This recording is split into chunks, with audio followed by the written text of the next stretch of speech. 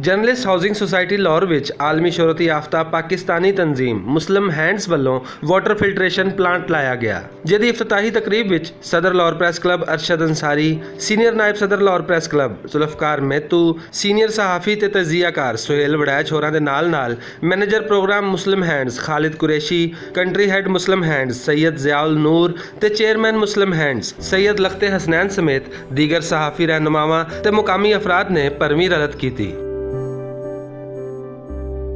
इस मौके ते जर्नलिस्ट पैनल की क्यादत का आखना सी कि सहाफ़ी बरादरी के मसाइल हल करना जर्नलिस्ट ग्रुप की सियासत का सब तो पहला हदफ है तो यह सिलसिला जारी रहेगा। सहाफ़ी कलोनी तमाम लोगों का जो पानी पीने का है वो जमीन चो आ रहा है, यानी जो सरकारी नलके का पानी होंगे जो साफ होंगे वो इतने मैसर नहीं सी।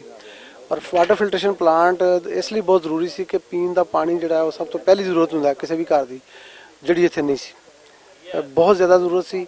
और मैं समझना कि मुस्लिम हैंड्स ने और प्रेस क्लब ने जो इनिशिएटिव लिया है ये बहुत सारे लोगों का भला होएगा।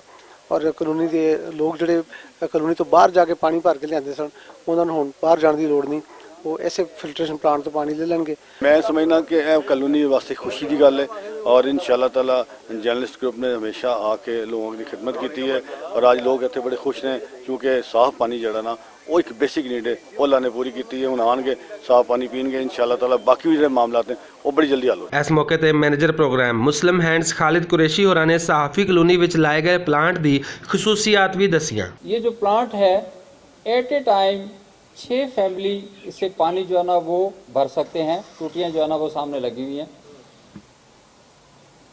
1 घंटे में 4000 लीटर पानी ये फिल्टर करने की पोजीशन में है। 2000 लीटर पानी इसमें रिजर्व रहता है। Country head Muslim Hands Syed Ziaul Noor होरां दा इस मौके ते आखना सी कि मुस्लिम हैंड्स दा मिशन दुनिया भर विच इंसानियत दी फलाह है। 93 में मुस्लिम हैंड्स बरतानिया के शहर नोटिंगम में बनी थी, कायम हुई थी और आज अल्हम्दुलिल्लाह दुनिया के 50 से ज़्यादा ममालिक में मुस्लिम हैंड्स की खिदमात की सर्विसेज जो हैं ये वहाँ पे रवां दवा।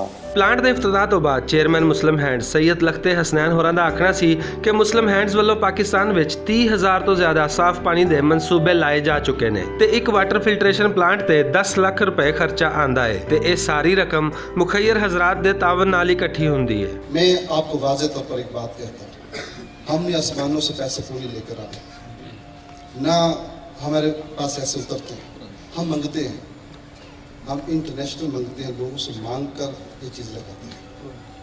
ये कोई बिजनेस नहीं हमारा, हम अपने मुख्तलिफ ज़रियों से पैसा हासिल करते हैं। उसमें है अल्हम्दुलिल्लाह तकरीबन 21 मिलियन जो है वो इंडिविजुअल से किसी गवर्नमेंट से कोई पैसा नहीं लेते हैं। लाहौर प्रेस क्लब इंतजामिया मुस्तकबिल करीब विच मुस्लिम हैंड्स के तावन नाल सहाफ़ी कलोनी विच state of the art school बनाने के मनसूबे बारे भी गलबात कर रही है। कैमरामैन जिशान भट्ट दे नाल असगर अली, भुलेखा टीवी, लाहौर।